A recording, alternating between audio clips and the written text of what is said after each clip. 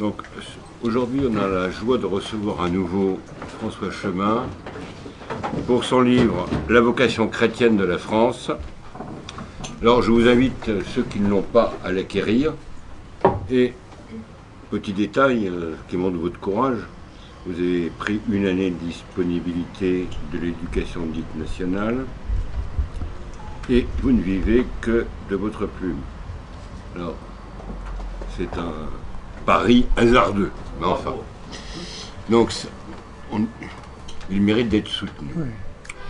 La vocation chrétienne de la France, ou les origines chrétiennes de la France, ça paraît une évidence, du moins jusque dans les années 60. Il suffit de penser à certains personnages que certains politiciens ont ressortis au grand cri effrayé de toute la gauche et de la pseudo-droite. Malheureusement, notre pays a la haine de lui-même. Il y a quelques années, il y a même 8 ans, Albin Michel a sorti un gros livre sur l'islam de France. Une entreprise de propagande pour montrer que la France avait aussi des racines islamiques. Et ce livre largement subventionné et 300 pages d'extrait du livre envoyés gracieusement à tous ceux qui tenaient une revue. Aujourd'hui, la Hongrie, dans sa constitution, rappelle le symbole qu'est la Sainte Couronne. Malheureusement, pour la plupart des Français, la France, qu'est-ce que c'est? C'est les droits de l'homme, la République, des valeurs abstraites, universelles. Mais il n'y a pas à être en lien avec la vocation chrétienne de la France. Disons, c'est le messianisme laïcisé, transposé sur le plan démoniaque. Et si la France était le protecteur des chrétiens, autrefois, on voit ce qu'elle est devenue depuis 2 siècles. Mais je pense que j'en ai dit assez à vous, cher ami. Bien, merci frère Thierry. Effectivement, c'est la 2e fois que j'ai le plaisir d'intervenir parmi vous. Pour ceux qui étaient là la dernière fois, je rappelle le contexte qui était savoureux. C'était le 14 juillet. Il faisait extrêmement chaud. Une foule énorme faisait la queue pour aller au bal des pompiers qui se trouvait de ce côté-ci ou de ce côté-là, je ne sais plus. On avait ouvert les fenêtres, les gens étaient donc assis derrière mon dos. Et j'avais donc un public devant, très intéressé, et un public derrière, plus surpris, je pense, par les propos que je tenais. Donc c'était sur un autre sujet. Aujourd'hui, je vais vous parler de la vocation chrétienne de la France. Alors, frère Thierry a parlé tout à l'heure des racines chrétiennes de la France. Je vais vous faire un peu de publicité pour le dernier numéro du Figaro Histoire, mais justement, il est sur ce sujet. Voilà, donc les racines chrétiennes de la France, et on voit un tableau du baptême de Clovis. En parlant de la vocation chrétienne de la France, je ne vais pas seulement parler de ses racines. Je vais bien sûr en parler, mais c'est 1500 ans d'histoire de France que je vais balayer dans une vision dynamique pour montrer que cette relation de la France, et j'aurais même dû appeler ce livre la vocation catholique de la France, cette relation de la France à l'Église catholique rythme toute son histoire, l'explique et explique même ce que nous sommes devenus aujourd'hui. Aussi paradoxal cela soit-il, comme l'a montré frère Thierry, une sorte de renversement démoniaque de notre vocation profonde, mais qui est quand même liée à celle-ci. Alors je voudrais remonter à une interpellation de Jean-Paul II. Alors, pour certains d'entre nous, il fait 1980, moi j'ai l'impression que c'est hier. Voilà, donc pourtant ça fait déjà 37 ans. Donc Jean-Paul II au Bourget qui avait ainsi interpellé la France. France, fille aînée de l'Église, es-tu fidèle aux promesses de ton baptême? France, fille aînée de l'Église et éducatrice des peuples, es-tu fidèle pour le bien de l'homme à l'alliance avec la sagesse éternelle? Alors, on peut se poser effectivement la pertinence d'une telle affirmation aujourd'hui dans le contexte qui est le nôtre, où encore aujourd'hui Madame Vallaud-Belkacem interpellait le pape en expliquant je cite, qu'il est un fou, qu'il est atteint de folie mensongère. Voilà. Donc, ah bon? Ouais. Voilà. Alors, la France a-t-elle des raisons de mériter le titre de fils aîné de l'Église, a-t-elle encore des raisons? Quelles sont les promesses qui ont été faites à l'occasion de son baptême? Et cette aînesse dans l'Église peut-elle expliquer certains traits spécifiques de notre pays? Alors vous le savez, je suis professeur d'histoire, je vais avoir tendance à aborder les choses d'un point de vue historique. Ce ne sera pas de l'histoire très savante, ce sera de l'histoire, je dirais, vulgarisée. Non pas que vous soyez des gens vulgaires, mais voilà, on ne peut peut-être pas rentrer dans tous les détails. Je vais simplifier, voilà. Donc mon objectif, ça va être de présenter, pour ceux qui ont fait de la statistique, un trend. Vous savez, à partir d'un nuage de points, on arrive à définir une courbe, hein, et de montrer qu'effectivement, on part d'un endroit pour aller vers un autre. Alors après, on peut toujours, en regardant tel ou tel point, dire « ben non, mais monsieur Chemin, c'est pas exactement comme ça que ça s'est passé ». Mais mon sujet ne va pas être de discuter de tel ou tel point, ça va être de montrer le trend, c'est-à-dire cette grande perspective qui, en 15 siècles d'histoire, a fait effectivement la vocation chrétienne, la vocation catholique de notre pays. Alors je voudrais tout d'abord montrer que cette vocation chrétienne, cette vocation catholique, donne toute sa cohérence à notre histoire nationale. Il faut peut-être rappeler tout d'abord que si la France a été appelée fille aînée de l'Église, elle ne s'est jamais auto-proclamée fille aînée de l'Église. C'est plutôt une sorte de mission à laquelle la papauté, régulièrement, l'a rappelé, la France essayant d'échapper à cette responsabilité. C'est pas le Gott mit uns des ceinturons allemands. Les Français n'ont jamais proclamé nous sommes les élus de Dieu. Hein. Alors, on a en 1239 une lettre du pape Grégoire IX à Saint-Louis qui lui a écrit « Dieu choisit la France de préférence à toutes les autres nations de la terre pour la protection de la foi catholique et pour la défense de la liberté religieuse. Pour ce motif, le royaume de France est le royaume de Dieu. Les ennemis de la France sont les ennemis du Christ. » Donc s'il faut retenir, enfin il faut retenir beaucoup de choses, mais notamment dedans, il faut retenir cette idée que la France est la protectrice de l'Église. Pour le pape, la France est la protectrice de l'Église. Beaucoup plus près de nous, en 1879, le pape Léon XIII déclare « La France eut l'honneur d'être appelée fille aînée de l'Église parce que les Français ont surtout signalé leur vertu en défendant par toute la terre le nom catholique, en protégeant la foi chrétienne, en délivrant et protégeant les lieux saints de Palestine. » Donc la France, on aura l'occasion d'en reparler, mérite d'être appelée fille aînée de l'Église parce qu'elle a eu un rôle décisif, un rôle essentiel dans les croisades. Certes, des Allemands, des Anglais, des Espagnols ont participé aux croisades, mais le gros bataillon des croisés, ça a été des Français. Pie X, en 1905, va, fille aînée de l'Église, nation prédestinée, vase d'élection, va porter, comme par le passé, le nom de Dieu devant tous les peuples et tous les rois de la terre. Donc là, la France mérite d'être appelée fille aînée de l'Église à cause de son rôle, ou grâce à son rôle, tout à fait essentiel dans les missions. Hein. Il faut savoir qu'à peu près les 2/3 des missionnaires qui ont été recensés aux diverses époques, qui sont partis en Extrême-Orient, en Afrique, etc., ont été des missionnaires français. On ne le sait pas assez, 2/3. Pie XI, 1922. Les pontifes romains ont toujours, au cours des siècles, comblé des marques particulières de leur affection paternelle, la France, justement, appelée la fille aînée de l'Église. Pie XII, 1937, parlant à Notre-Dame de Paris. La vocation, la mission religieuse de la France, mes frères, cette cathédrale même ne lui rend-elle pas témoignage? Et donc là, ça fait allusion à ce blanc manteau d'église et de cathédrale dont parlait le moine clunisien Raoul Glaber dans ses chroniques de l'an 1000. Hein. Effectivement, beaucoup plus près de nous, l'écrivain Jean Daniel, qui n'était pourtant pas chrétien, disait que pour lui, quand il arrivait en France, ce qui le frappait, c'était ce blanc manteau d'église et de cathédrale qui témoignait véritablement de la catholicité de la France. Bon, alors on note que ces messages pontificaux se sont inscrits à diverses époques de notre histoire, mais surtout à partir du XIXe siècle. Hein. Depuis la Révolution française, il y a une sorte de rappel à l'ordre plus pressant par les papes de notre vocation à défendre l'Église. Alors, le pape parlait également des promesses. Jean-Paul II parlait des promesses du baptême de la France.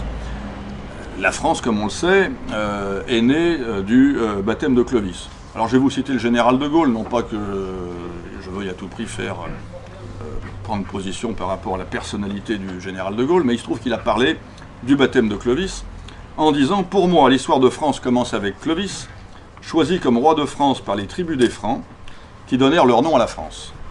Avant Clovis, nous avons vécu la préhistoire gallo-romaine et gauloise. L'élément décisif pour moi, c'est que Clovis fut le premier roi à être baptisé chrétien. Mon pays est un pays chrétien, et je commence à compter l'histoire de France à partir de l'accession d'un roi très chrétien qui porte le nom des Francs. » Donc Charles de Gaulle faisait commencer la France au baptême de Clovis, et c'était exactement le cas jusqu'à la Révolution française. Au XIXe siècle, l'historiographie républicaine qui a tissé le roman national, notamment avec Michelet, a ressuscité le personnage de Vercingétorix, justement parce qu'il fallait ne pas faire commencer l'histoire de France avec Clovis et son baptême. Donc on est allé 500 ans plus tôt, on a parlé de de Vercingétorix, qui a droit à quelques lignes dans la guerre des Gaules. Bon, c'est un personnage important, c'est un personnage qui a existé, mais il y a véritablement une volonté républicaine, anti-chrétienne, de promouvoir Clovis sinon je vais y arriver, de promouvoir Vercingétorix au détriment de Clovis. Et de fait, vous allez me dire, il y a d'autres pays catholiques en Europe, mais la France est le seul pays qui ait 1500 ans de catholicité et qui soit resté catholique romaine tout le long. L'Espagne a 500 ans. Et avant la conquête musulmane, elle venait de retourner au catholicisme, elle avait été arienne. L'Italie a 150 ans. L'Allemagne a 140 ans. Et encore, elle était longtemps majoritairement protestante. L'Angleterre est anglicane, etc. Donc la France est le seul pays d'Europe qui ait 1500 ans d'existence et catholique sans discontinuer. Alors, on sait tous que Clovis a été baptisé par l'évêque de Reims, Rémy, hein, et dans son testament de Saint-Rémy, Saint Rémy rappelle que le royaume de France est prédestiné par Dieu à la défense de l'Église romaine. J'en reviens à cette idée essentielle. De fait, il me semble que la France, l'existence même de la France, a été voulue, encouragée par l'Église catholique pour sa défense. Le pape Pélage II, qui a gouverné l'Église de 579 à 590, écrivait « Ce n'est pas en vain, ce n'est pas sans une admirable disposition que la Providence a placé la catholique France aux portes de l'Italie et non loin de Rome. C'est un rempart qu'elle ménageait à elle deux. » Donc l'idée de Pélage, c'est que la présence de la France, pas très loin de l'Italie, mais pas trop près non plus, c'était un bouclier, c'était un rempart. Hein. Le rôle de la France, c'était de venir protéger Rome, sans être trop près d'elle, pour ne pas trop empiéter sur sa liberté. De fait, au tout début du Moyen-Âge, la situation pour Rome est complexe. Donc on a un effondrement, comme vous le savez, de l'Empire romain d'Occident. Rome est menacée de tous côtés. Au nord, par les invasions germaniques, les Goths, auxquels succéderont les Lombards. Au sud, par les invasions musulmanes. Hein, il faut savoir que nos amis de la religion d'amour et de tolérance, qu'on a soi-disant gratuitement été asticotés au moment des croisades, ont attaqué l'Italie très tôt, hein, et qu'ils ont occupé des régions tout à fait centrales d'Italie, hein, dans le Latium, jusque vers l'an 1000. Hein, ils n'ont été délogés que vers l'an 1000 des vallées qu'ils occupaient à quelques kilomètres de Rome. Donc menace germanique, menace islamique, et puis il y avait l'Empire byzantin, qui n'était pas très tendre avec l'évêque de Rome. Il y a plusieurs papes qui ont été enlevés, emprisonnés, assassinés sur l'ordre de l'empereur byzantin, qui entendait être à la fois chef politique, mais également chef religieux, hein, qui n'entendait pas que l'évêque de Rome sorte de son autorité. Bon. On a eu une tentative de reconstitution de l'Empire d'Occident avec l'Empire de Charlemagne. Donc Charlemagne couronné empereur en 800. Son empire est disloqué à la fin du IXe siècle, mais renaît avec le Saint-Empire romain germanique. Ça va poser un double problème à la France et à l'Église. Et problème sur lequel la France et l'Église vont se retrouver unies pour essayer de le résoudre. Le premier problème que ça va poser, c'est est-ce que la France a vocation à faire partie du Saint-Empire romain germanique? La Gaule faisait partie de l'Empire romain d'Occident. La Francie occidentale faisait partie de l'Empire de Charlemagne. Or, avec le démantèlement de l'Empire de Charlemagne, se reconstitue un empire germanique, mais la partie qui correspond à la France n'en fait pas partie. Les empereurs germaniques trouveraient normal que cette ancienne partie de l'Empire revienne à l'Empire germanique. Bon, ça, c'est une question qui se pose à ce moment-là. Est-ce que la France a vocation à faire partie du Saint-Empire romain germanique? La deuxième question qui se pose, cette fois-ci c'est pour Rome, est-ce que dans la tradition des empereurs romains ou des empereurs byzantins, l'empereur germanique a vocation à être également chef religieux? Est-ce que le pape doit lui être soumis? Ou bien est-ce que le pape doit être une autorité religieuse indépendante? Voilà. Donc il y a un problème qui se pose. Les empereurs germaniques aimeraient pouvoir nommer les papes. Ils aimeraient que les papes leur obéissent. Ils aimeraient pouvoir déposer les papes qui leur sont opposés. Et on va voir que dans cette occasion, dans cette période primordiale, eh bien, la France et l'Église vont être d'accord, vont faire équipe pour faire exister la France, qui va permettre à l'Église de faire barrage aux prétentions religieuses des empereurs germaniques. J'espère que je suis clair, mais c'est tout à fait essentiel. Donc, la question va se poser de manière très pressante en 987, lorsque le dernier roi carolingien de France, il ne parlait pas encore de la France, mais pour faire simple, on va dire ça, qui s'appelait Louis V, meurt. À ce moment-là, on dit, certains disent, il faut que la France fasse désormais retour au Saint-Empire romain germanique. L'évêque même de Reims, qui s'appelait Adalbéron, qui avait charge de couronner, de sacrer le roi de France, dit bon, maintenant ça va bien, la France va faire partie du Saint-Empire romain germanique. Et il s'oppose donc à ce que Hugues Capet soit nommé roi de France. Le roi Hugues Capet va faire arrêter Adalbéron, le faire juger et l'obliger à reconnaître qu'il est bel et bien le roi de France et à le sacrer. Donc on va voir effectivement avec Hugues Capet, on va voir entériner cette idée que la France n'a pas vocation, n'a plus vocation à faire partie d'un empire européen unifié sous l'autorité d'un empereur, mais qu'elle a vocation à être un royaume indépendant. Et les légistes du roi vont inventer cette formule, le roi est empereur en son royaume. Il n'y a personne au-dessus du roi de France. Et ça, c'est l'Église qui va l'encourager, notamment les papes issus de l'abbaye de Cluny, Grégoire VII et Urbain II. Grégoire VII qui est connu pour sa lutte, querelle des investitures, pour sa lutte contre les prétentions religieuses des empereurs germaniques. On va voir à cette époque, à partir du XIe siècle, un combat main dans la main, des rois de France soutenus par l'Église pour être indépendants des empereurs, et de l'Église soutenue par les rois de France pour être, d'un point de vue religieux, indépendante des empereurs. C'est tout à fait central, cette idée-là. La France et l'Église avaient intérêt à s'épauler mutuellement. Alors, ensuite, avançons un petit peu dans notre histoire, mais il n'est pas anodin, je pense, qu'au moment où le royaume de France, quelques siècles plus tard, atteint sa taille qui est à peu près la nôtre aujourd'hui et structure son État, et bien là on voit des cardinaux, des princes de l'Église. Il y en a deux qui ont laissé une trace tout à fait essentielle dans notre histoire au XVIIe siècle, c'est bien sûr Richelieu et Mazarin. Je trouve que ce n'est pas anodin que deux cardinaux, donc des gens qui ont vocation à participer à l'élection du pape, etc., aient été des premiers ministres qui ont consolidé la France de trois manières. D'abord en lui permettant d'atteindre à peu près ses frontières actuelles, ce qu'on a appelé le précaré, en renforçant la monarchie, ça a notamment été le rôle de Richelieu, puis ensuite de Mazarin après la Fronde, et enfin en éliminant le protestantisme. Bon.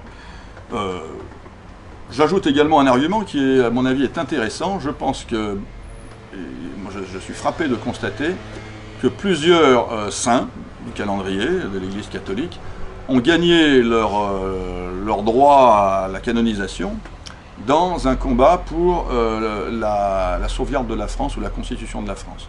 On peut nommer Sainte Geneviève, Sainte Clotilde, Saint Louis, Sainte Jeanne d'Arc. Tout ça, ce sont des saints qui ont été canonisés alors que leur mission essentielle, ça a été de sauver la France ou d'en faire un pays catholique. Alors, de fait, dans l'histoire, la France a toujours défendu l'Église. Elle l'a défendue, alors, d'une manière qui est aujourd'hui un peu contestée, mais enfin, bon, ça a été fait. En 756, Pépin le Bref, le père de Charlemagne, a donné à l'Église les États pontificaux. Il a voulu que le pape dispose d'un petit territoire à lui pour eh bien, avoir sa petite armée, pouvoir se protéger contre les incursions des uns, des autres, des Lombards, des Arabes, etc. Donc les États pontificaux qui ont duré 1000 ans, c'est la France qui les a donnés au pape. Et puis à l'autre bout de la chronologie, c'est la France qui les a la dernière défendus.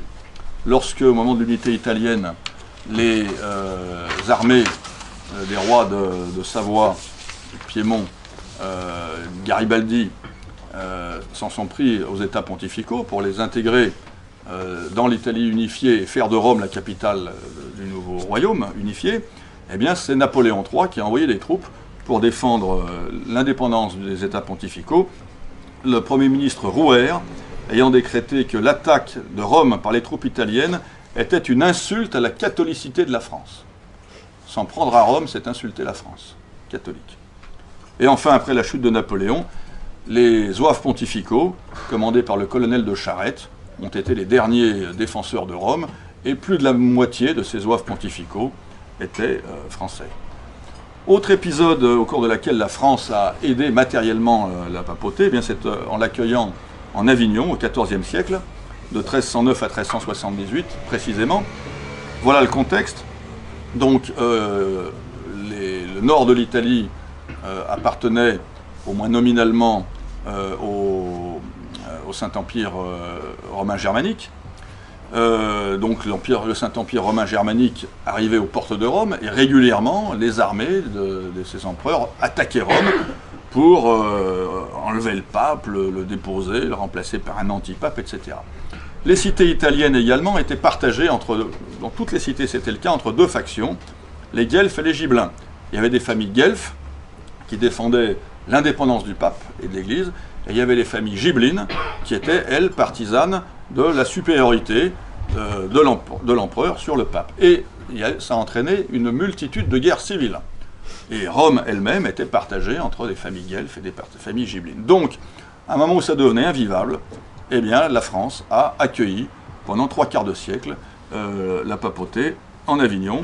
On a eu 7 papes français successifs, et sur 134 cardinaux qui ont été nommé à cette époque, sans doute, et par sa mère, il avait hérité du royaume normand d'Italie de Naples, donc il avait l'Italie du Sud et la Sicile, et au milieu, il y avait Rome. Donc là, elle était vraiment prise en sandwich. À la mort de Frédéric de Hohenstaufen, le roi Saint-Louis a demandé à son frère, sur les conseils du pape, donc son frère Charles d'Anjou, d'envahir les possessions des Hohenstaufen dans le sud de l'Italie et d'en faire un royaume français, entre guillemets, c'était donc le royaume angevin d'Italie. Et donc cette tenaille qui enserrait Rome a été brisée, hein, sa mâchoire sud a été brisée et est revenue à un prince français. Autre exemple, après les Hohenstaufen, qui régnaient donc sur le Saint-Empire, sont arrivés les Habsbourg, une autre dynastie, qui eux aussi ont poursuivi la politique très interventionniste de leurs prédécesseurs dans les affaires de l'Église. Alors, ils étaient d'autant plus puissants, les Habsbourg, qui régnaient en plus sur l'Espagne, sur le Portugal, sur les Amériques, enfin voilà. Donc ils étaient puissantissimes. Et donc on a un exemple où les armées du très chrétien et très catholique Charles Quint ont attaqué Rome, l'ont mise au pillage, et ont, je crois que c'est en 1527 de mémoire, et ont essayé d'enlever le pape qui n'a dû son salut qu'en s'enfuyant par les souterrains.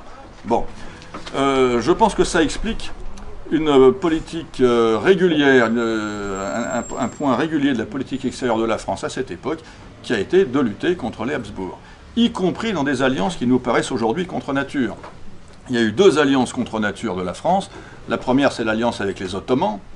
Alors, je ne sais pas, certains voudraient en faire une marque de l'islamophilie de nos rois, notamment de François Ier.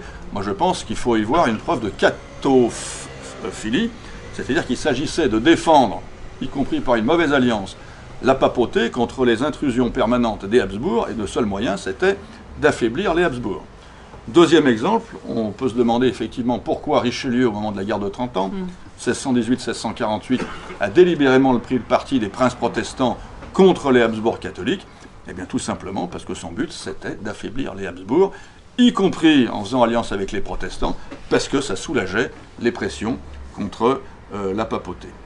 Donc je crois que ce n'est pas un hasard si en 1870, juste avant de déclencher la guerre contre la France, Bismarck écrivait à l'ambassadeur d'Allemagne en France, von Arnim, « Je veux affaiblir l'Église catholique en Allemagne parce que c'est une manière d'affaiblir la France. » S'en prendre aux catholiques en Allemagne, pour Bismarck, c'est affaiblir la France. Alors vous allez me dire, bon bah très bien, cher ami, vous nous avez expliqué la politique internationale, etc., mais et Dieu dans tout ça? Qu'est-ce qu'il en dit? Moi ce qui me frappe, c'est la multiplication des marques de faveur divine pendant ces 15 siècles, qui semblent entériner cette alliance qui semble avoir plus un côté politique entre l'Église et la France. Tout d'abord, je suis très frappé de le voir à travers les apparitions et messages surnaturels. J'ai plus en tête le nombre très précis des apparitions mariales reconnues par l'Église. Je m'étais acheté pour l'occasion le gros pavé de l'historien Yves Chiron. Mais j'ai pointé qu'un quart des apparitions mariales reconnues par l'Église depuis les origines du christianisme ont eu lieu en France. Si l'on considère celles des 2 derniers siècles, alors là je vais faire une annexion. Je vais annexer Banneux et Beaurain à la France. Banneux et Beaurain, c'est en Wallonie. Donc je dis que la Sainte Vierge voit la France sur son point de plan linguistique, culturel, elle ne regarde pas les frontières. Donc si on annexe Banneux et Beaurain à la France, c'est la moitié des apparitions mariales reconnues officiellement au 19e et 20e siècle qui ont eu lieu en France ou en terre francophone. J'y rajoute l'apparition du Christ à Paray-le-Monial, avec régulièrement des messages destinés spécifiquement à la France. Je vous lis un long extrait plus exactement, du message du Christ à Paray-le-Monial, à Marguerite Marie Alacoque, fait savoir au fils aîné de mon Sacré-Cœur, donc Louis XIV, qui, comme vous le savez, est né d'un miracle. Pardon ? Dieudonné. Oui, Dieudonné, voilà. Fait savoir au fils aîné de mon Sacré-Cœur, Louis Dieudonné, appelons-le comme ça, que, comme sa naissance temporelle a été obtenue par la dévotion au mérite de la Sainte Enfance, de même il obtiendra sa naissance de grâce et de gloire éternelle par la consécration qu'il fera de lui-même à mon cœur adorable. Il veut régner, donc mon cœur adorable, veut régner dans son palais, dans le palais Louis XIV, être peint dans ses étendards et gravé dans ses armes, pour le rendre victorieux de tous les ennemis de la Sainte Église. On est en 1689. 1689. Louis XIV n'a pas obtempéré. On est sous la Restauration, 1823, à Notre-Dame des Oiseaux, à Paris, oui, je crois que c'est à Paris. Donc une sœur a des locutions du Christ qui lui dit « La France est toujours bien chère à mon divin cœur, et elle lui sera consacrée, mais il faut que ce soit le roi lui-même qui consacre sa personne, sa famille et tout son royaume à mon divin cœur, et qu'il lui fasse, comme je l'ai déjà dit, élever un autel comme on en a élevé un en honneur de la Sainte Vierge. Je prépare à la France un déluge de grâce lorsqu'elle sera consacrée à mon divin cœur. » Bon, on est sous le règne de Louis XVIII, qui, entre parenthèses, je vous le signale, est le seul roi de l'histoire de France qui n'ait jamais été sacré. Bon, je ne pense pas qu'il ait été travaillé par le feu sacré, donc il n'a pas, lui non plus, fait consacrer la France au Sacré-Cœur, et vous connaissez la suite. Donc, voilà pour les messages du Christ. Maintenant, passons au message de la Vierge. À la Salette, en 1846, la France a corrompu l'univers. Un jour, elle sera punie. La foi s'éteindra dans la France. J'en saute un peu. Puis, après cela, les nations se convertiront, la foi se rallumera partout. Paris, cette ville souillée de toutes sortes de crimes, périra infailliblement. Vous comprenez pourquoi j'habite à Lyon. Pellevoisin, 1876. Je te tiendrai compte des efforts que tu as faits pour avoir le calme. Ce n'est pas seulement pour toi que je te le demande, mais aussi pour l'Église et pour la France. La France, que n'ai-je pas fait pour elle? Que d'avertissements, et pourtant elle refuse d'entendre. Je ne peux plus retenir mon fils. L'île Bouchard, 1947, alors qu'on était à deux doigts d'une insurrection communiste. Les préfets avaient mobilisé la troupe. On s'attendait à une insurrection et une invasion soviétique. Dites aux petits-enfants de prier pour la France car elle en a grand besoin. Et quelques jours après, la menace communiste avait disparu. On a même des messages de l'étranger. 1870, en Syrie, une religieuse, Mariam, qui bénéficie de révélations au cours d'extases régulières. Le Christ lui dit « Je ferai mes délices dans le cœur de la France, elle sera encore la reine de tous les royaumes. » Le petit Marcel Vann, au Vietnam, une prière qui lui est dictée par Jésus. Seigneur Jésus, aie compassion de la France, daigne l'étreindre dans ton amour et lui montrer toute ta tendresse. Fais que, remplie d'amour pour toi, elle contribue à te faire aimer de toutes les nations de la terre. Bon, il y a certainement d'autres exemples, mais je suis moi très frappé de voir le nombre d'apparitions christiques et mariales dans notre pays et le nombre de messages qui nous sont destinés et également les apparitions et les messages qui nous sont destinés alors qu'ils sont délivrés à l'extérieur. Il y a également des messages qui sont révélés en France, mais qui concernent toute l'Église. Le Sacré-Cœur de Jésus, à Paray-le-Monial, et l'Immaculée Conception, rue du Bac et à la Salette. Donc ça, voilà, c'est un premier point qui me semble manifester la faveur divine sur notre pays. Je suis également frappé par ce que j'appellerais des miracles politiques. Alors il y en a qui sont connus, il y en a qui sont moins connus. Vous avez tous entendu parler de la bataille du pont Milvius, où le futur empereur Constantin triomphe de son adversaire à 1 contre 3 aux portes de Rome. Son adversaire, donc son rival pour le trône impérial. Et donc il a entendu, il aurait eu cette vision dans le ciel, le chrisme, avec cette phrase « Par ce signe tu vaincras ». Il a fait dessiner le chrisme sur tous les boucliers de ses soldats, et le lendemain, la victoire a été totale. Il faut savoir, et ça, c'est pas de la légende dorée, c'est les travaux d'une femme qui a consacré, une chercheuse au CNRS, qui est décédée maintenant, mais qui a consacré sa vie à ce genre de recherche. Son nom m'échappe, mais vous l'aurez dans le livre. Cette femme a mis en évidence que, très vraisemblablement, la conversion de Constantin était antérieure à la bataille du pont Milvius, et qu'elle aurait eu lieu à Saint-Denis. J'explique en 2 mots ce que c'était que Saint-Denis. Saint-Denis était appelé l'ombilique spirituel des Gaules. C'est dans ce qu'on appelait la plaine du Landy, entre Montmartre et Saint-Denis, 2 collines. Il y avait donc une plaine où se réunissaient les druides de toutes les Gaules pour leurs cérémonies. C'est pour ça que Saint-Denis et ses compagnons rustiques et éléutaires sont venus chercher le martyr à cet endroit. Saint-Denis venant d'Athènes, il est venu chercher le martyr à cet endroit parce que c'était un haut lieu religieux pour les Celtes. Constantin, qui était donc à l'époque César de Gaule et de Bretagne, lors d'une visite, d'une inspection des troupes à cet endroit où il y avait donc un sanctuaire, a eu la vision du Dieu unique qui apporte la victoire. Et ce n'était pas un mystique, Constantin, c'était un pragmatique, comme l'étaient les Romains. Il a entendu le Dieu unique qui apporte la victoire. Au moment de la bataille du pont Milvius, son adversaire avait célébré des sacrifices aux dieux païens.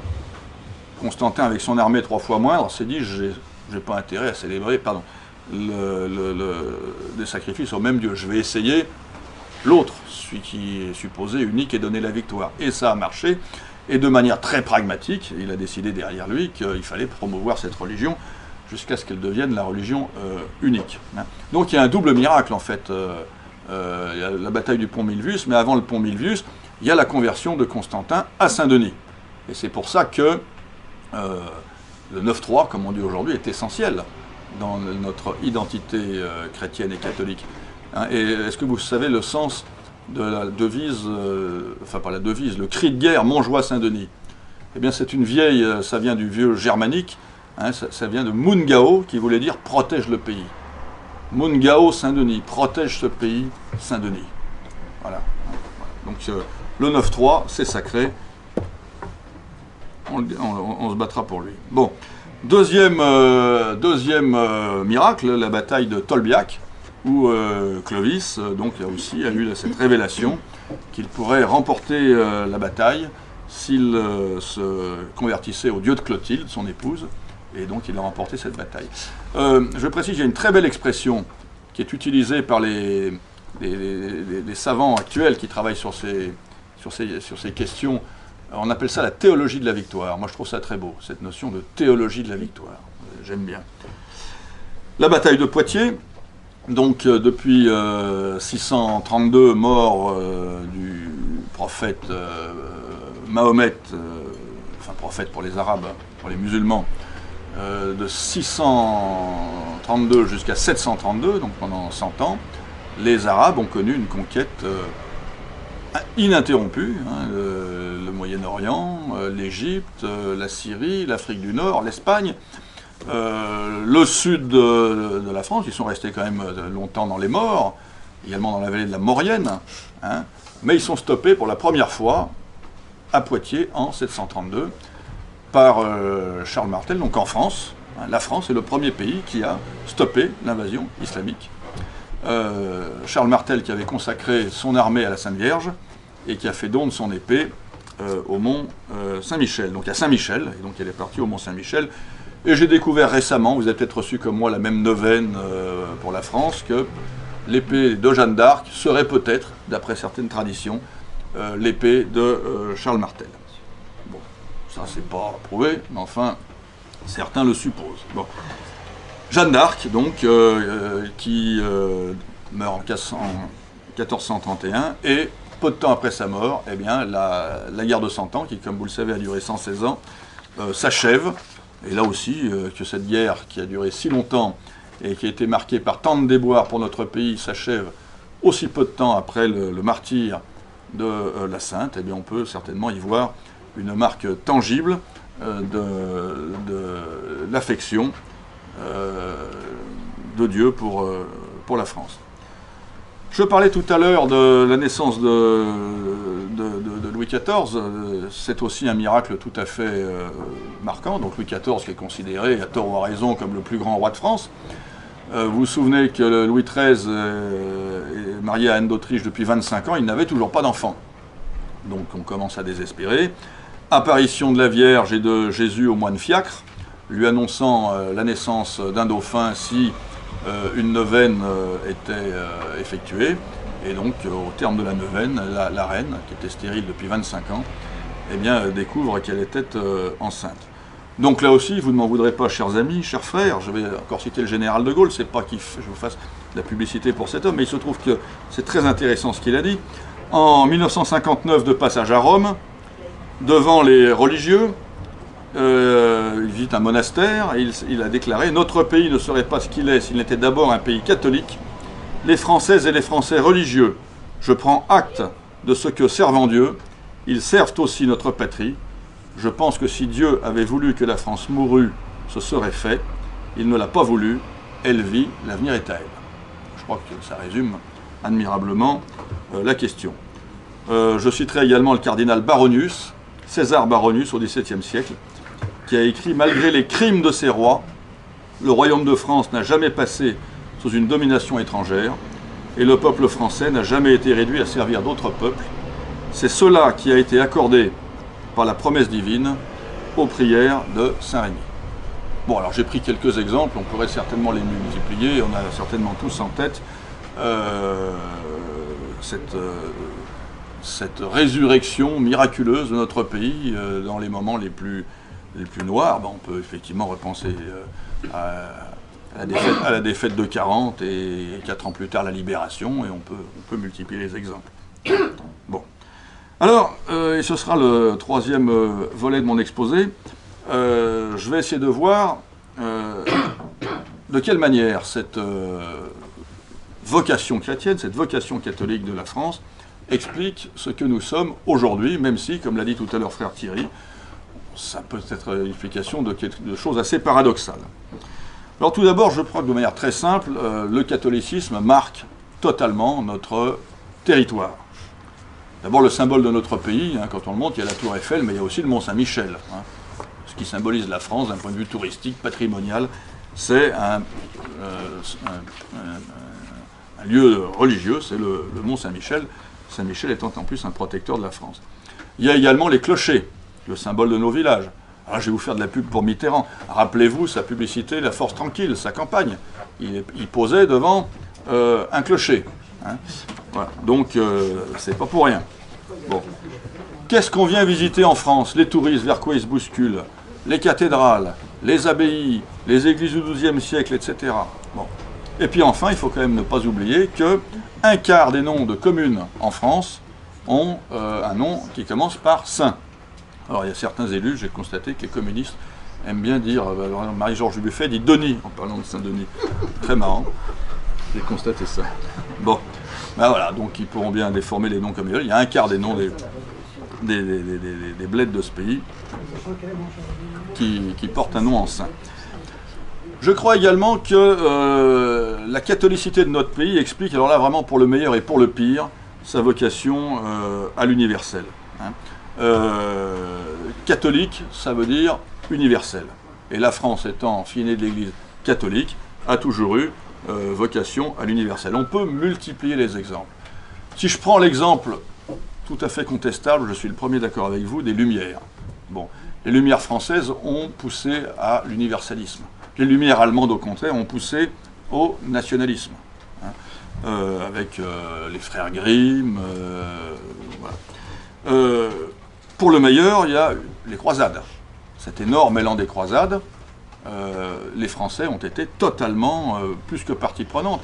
Ils ont représenté les gros bataillons des croisades. Alors je veux dire les Français, à l'époque la France n'existait pas dans ses frontières actuelles, mais les peuples qui constituent aujourd'hui la France, qu'on prenne les Normands, qu'on prenne les Provençaux, qu'on prenne les Lorrains, qu'on prenne les Flamands, etc., tous ces ont constitué les gros bataillons des croisades.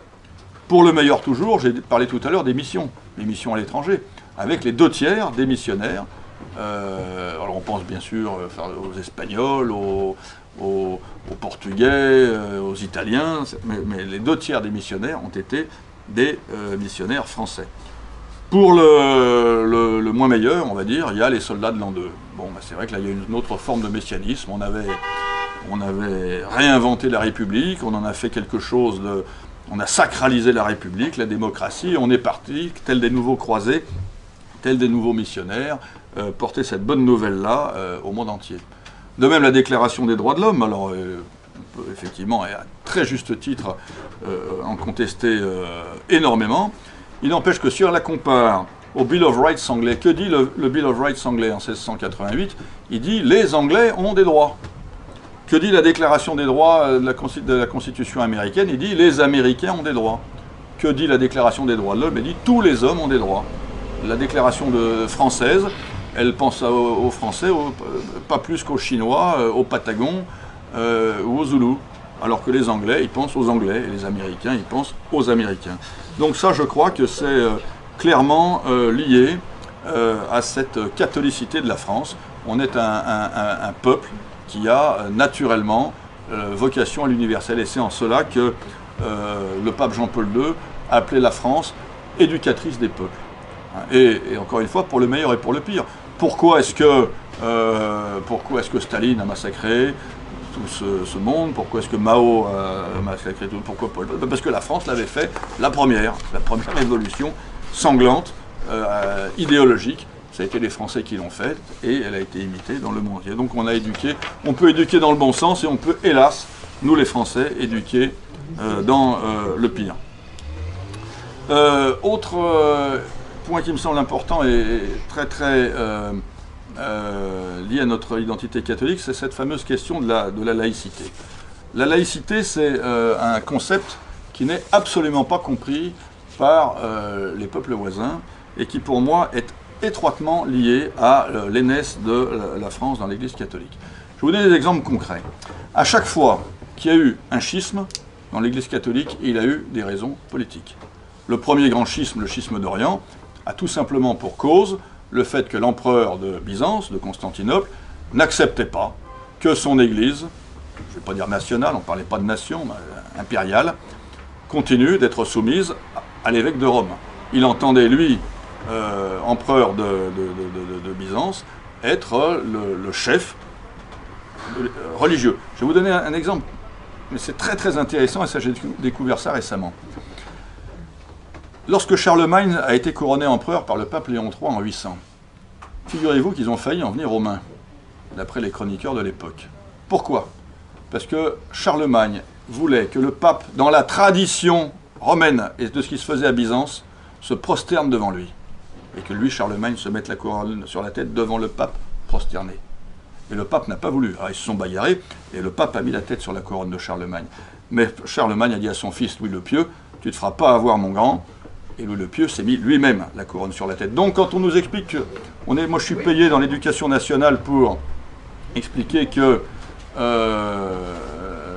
quand Napoléon se couronne lui-même, c'est parce qu'il représente le peuple dans la tradition de la Révolution nationale. Non, il est dans la tradition impériale française, qui est que, Louis le Pieux, que l'empereur se couronne lui-même devant le pape qui se tourne les pouces. Et à Constantinople, le pape était prosterné, le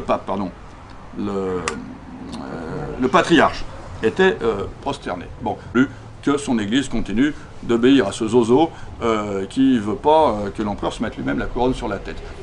Le schisme anglican, pareil, le roi d'Angleterre entend être le chef de sa religion nationale et ne plus devoir son autorité sacrale à l'Église, il veut la devoir à lui-même. À chaque fois qu'il y a eu schisme protestant, les raisons peuvent être au départ théologiques, mais il s'agit toujours d'un chef d'État qui entend être le maître de son Église. Donc la laïcité n'est pas comprise en Angleterre parce que le roi d'Angleterre est le chef de l'Église, ou la reine. La laïcité n'est pas comprise au Danemark. Moi j'ai un ami danois qui me dit mais moi j'ai pas de problème, on n'a pas de problème dans mon pays. Mais parce qu'il y a une religion d'État, le luthérianisme, dont le clergé est fonctionnaire, et la reine du Danemark est chef de la religion luthérienne d'État. Donc, déjà en France, pour comprendre la laïcité, il faut voir qu'il y a une tension multiséculaire entre l'État qui détient traditionnellement le pouvoir et une Église catholique qui lui accorde, qui lui octroie l'autorité à l'occasion du sacre, hein. Mais ça, le pouvoir politique vit assez mal de devoir à une autre institution, indépendante de lui, cette autorité dont il a besoin. Hein.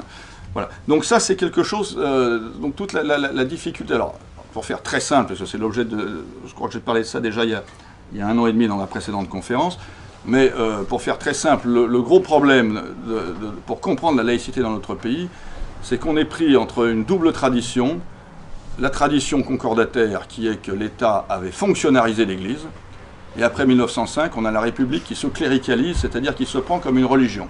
Et on n'arrive pas à trouver la place exacte de l'Église, la juste place, hein, qui devrait être celle d'une autorité indépendante de l'État, hein, et qui est le droit de s'exprimer, et que l'État a le devoir de l'écouter. Bon, là, on est dans une querelle multiséculaire, mais tout simplement parce que la France n'a jamais réglé la question par un schisme, comme l'ont fait les pays orthodoxes, protestants et anglicans. Je ne sais pas si j'ai été clair, on pourra y revenir dans les questions, mais ça me semble essentiel. On ne peut pas comprendre la laïcité et les difficultés qu'elle a à être comprise si on ne se replonge pas dans l'histoire des relations entre la France, entre le pouvoir politique en France et l'Église catholique.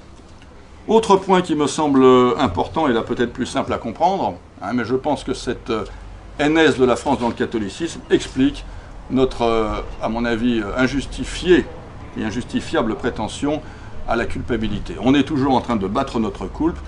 Je suis allé dans beaucoup de pays. Quand on va en Angleterre, dans les églises anglicanes, on voit des drapeaux, on voit des plaques à la mémoire des généraux, on voit des trucs qui se rappellent les victoires. Il y a, comment dire, il y a une sorte de patriotisme religieux, hein, ils sont fiers de leur histoire. Pareil, ça m'a frappé en Espagne.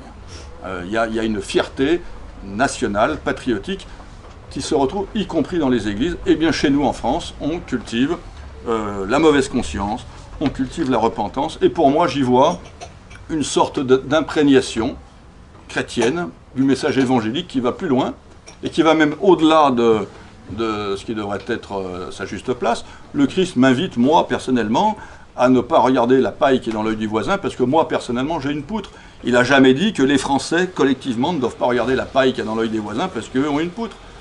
Le Christ m'invite personnellement à tendre la joue droite quand on m'a frappé sur la joue gauche, ou l'inverse, je ne sais plus. Mais personnellement, il n'a jamais dit que la France devait tendre la joue droite quand un autre pays l'a frappé sur la joue gauche. Hein. Je pense que cette repentance provient en fait d'une sorte d'intégration politique du message évangélique qui va bien au-delà de ce que nous a demandé le Christ. Le Christ n'a jamais dit qu'une nation devait, par exemple, comme nous le demande le philosophe marxiste Alain Badiou, subir une sorte de martyre collectif pour expier ses crimes du passé. Hein. Voilà quelqu'un qui a été prof à Normal Sup et qui explique que la France doit expier la colonisation, l'esclavage, la Shoah, etc., dont elle serait coupable, par l'immigration et la guerre civile. Bon, voilà. Je pense que là, il y a une forme de cléricalisation, hein, de l'intellectuel et du politique. Voilà. Bon. Je pense également qu'il y a une sorte, et là je parle en tant qu'enseignant d'histoire, il y a une absurdité totale dans ce négationnisme que je suis payé que j'étais payé pour enseigner. On ne peut pas, comme on le voit dans les programmes scolaires, occulter 15 siècles de christianisme qui expliquent tout ce que nous sommes. On ne peut pas expliquer ce que nous sommes sans le christianisme. Je vais vous donner un exemple très précis. Il y a un sociologue qui s'appelle M. Klein, qui a réfléchi récemment à ce que c'est que d'être français. Qu'est-ce que c'est que l'identité de la France? Alors, il a trouvé 4 trucs. Il a dit, c'est parler français. Très bien. Bon. Il a dit également, c'est être laïque. Mais d'où vient la laïcité? Elle vient du catholicisme. Il a dit, il faut avoir la passion de l'égalité. Mais d'où vient notre passion de l'égalité? Sinon du message évangélique. Et enfin, il a dit, il faut avoir une bonne image de la Révolution française et de son messianisme révolutionnaire. Et là, même de la manière la plus dévoyée, ça vient aussi, quelque part, de notre anthropologie, même, encore une fois, dévoyée, chrétienne. Donc finalement, je pense qu'il aurait eu beaucoup plus simple à dire, ce qui fait l'identité de la France, c'est qu'on y parle français et qu'on est catholique. Mais il a préféré parler de laïcité, d'égalité et de messianisme révolutionnaire. Je crois, et c'est quelque chose que je soutiens très souvent, comme vous le savez, j'ai écrit un livre qui s'appelle « Kiffe la France », qui est le témoignage de 10 ans d'enseignement en banlieue. Comme vous le savez, en banlieue, eh bien, j'ai des élèves d'origine très diverses et qui sont souvent, on va dire, chauds, pour utiliser un euphémisme. Je crois que si nous sommes l'objet, trop souvent, de violence de la part de certains jeunes, c'est parce que nous leur infligeons une violence primordiale qui est de ne pas leur dire ce que nous sommes et de ne pas leur donner à aimer ce que nous sommes et qu'ils sont venus chercher. Je crois que si des gens viennent s'installer en France, c'est parce qu'ils ont le sentiment qu'ils vont profiter des fruits d'un pays catholique. Or, ils tombent dans un pays qui nie sa catholicité et donc qui agresse la vérité, qui fait insulte à la vérité, qui fait insulte aux gens à qui il ment et qui donc, en contrepartie, suscite leur violence. Pour moi, c'est le cœur de la violence. Ce négationnisme est le cœur de la violence. Voilà. Alors, je vais conclure, il me reste 2-3 minutes, en disant qu'il y a donc pour moi l'évidence d'un plan de Dieu pour la France. Ce plan s'inscrit dans notre architecture, dans notre toponymie, dans notre histoire, dans notre anthropologie, dans nos valeurs. Il a été manifesté par les paroles prophétiques et fondatrices de Saint Rémy et régulièrement réaffirmé jusqu'à l'époque la plus récente par les papes, mais surtout par la Vierge et par le Christ lui-même, ou bien par quelques personnes inspirées, Marthe Robin. Voilà. Donc aujourd'hui, même si notre identité chrétienne, justement parce que notre identité chrétienne est niée, notre identité catholique est niée en haut lieu, je répète que je crois que les violences que nous craignons tous sont des violences que nous avons provoquées en niant cette identité chrétienne. Et je terminerai par cette formule de Barbey d'Aurevilly, un écrivain que j'aime énormément. J'ouvre toute une petite parenthèse dans ma conclusion, mais c'est très intéressant de le savoir. Moi, je suis un fanatique de Barbey d'Aurevilly. Eh bien, j'ai découvert que Barbey d'Aurevilly avait converti Léon Bloy, Léon Bloy a converti Maritain, Maritain a converti Péguy. Voilà, donc vous voyez un petit peu cette chaîne. Eh bien, Barbey d'Aurevilly s'adressant à Huysmans, Huysmans, écrivain décadent, proche de Zola, qui avait écrit un livre tellement décadent que Huysmans lui a dit « Vous n'avez plus le choix qu'entre le pied de la croix ou la bouche du pistolet ». Huysmans l'a tellement pris au pied de la lettre qu'il a fini oblat bénédictin. Eh bien, je crois collectivement que nous, les Français, nous n'avons plus le choix qu'entre le pied de la croix ou la bouche du pistolet. Je vous remercie.